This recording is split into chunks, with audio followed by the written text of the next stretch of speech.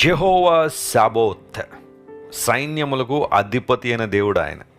చాలాసార్లు ఆలోచన చేస్తుంటాను, దేవుని సైన్యం ఎవరా అని, ఆయన సైన్యం ఏంటా అని.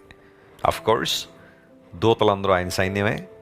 ఆయనకు పరిచర్య చేయడానికి, లేదా ఆయన బిడ్డలైన మనకు పరిచర్య చేయడానికి, వార్తలు అందించడానికి, ఇవన్నీ చేసే దూతలు ఆయన సైన్యం, అందులో డౌట్ ఏమీ లేదు. ఆ తర్వాత సృష్టి ఆయన సైన్యం. నా మహాసైన్యం అన్నాడు సృష్టిని గురించి మాట్లాడుతూ దేవుడు చెప్పిన మాట.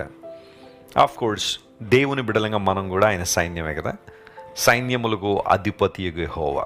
ఆ మాట చదివినప్పుడల్లా నాకు చాలా ధైర్యం వస్తుంది.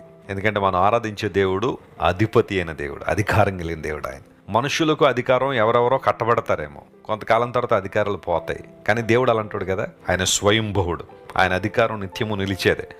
ఆయనకి కొంతకాలం అధికారం ఇచ్చి తీసేసి మళ్ళీ ఇచ్చి మళ్ళీ తీసేసి ఇలాంటివి ఉండవు. ఆయన నిత్యము ఆధిపత్యం కలిగిన వాడే, అధికారం కలిగిన వాడే.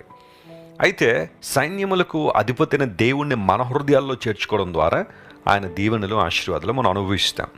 హగ్గయి గ్రంథం చాలా ప్రాముఖ్యమైన గ్రంథం. మందిర పని నిలిచిపోయినప్పుడు ప్రజలందరూ తమకు కావలసినట్టుగా తమ ఇళ్లను కట్టుకుంటూ ఏదో నడిచిపోతుంది కదా అనుకున్న ఆ సమయంలో దేవుడు జకరియా మరియు హగ్గయి అనే ప్రవక్తలను పురికొల్పి దేవుని ప్రజల దగ్గర పంపించాడు.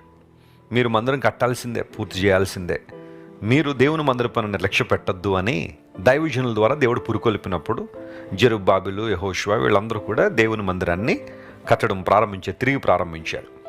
ఆ ప్రోత్సాహాన్ని, ఆ పురికొల్పే అనుభవాన్ని దైవజనుడైన హగ్గయి ద్వారా దేవుడు ఇచ్చాడు. అందులో బట్టి హగ్గయి గ్రంథాన్ని మనం చూస్తున్నప్పుడు దేవుని వాగ్దానాలు చాలా కనబడతాయి.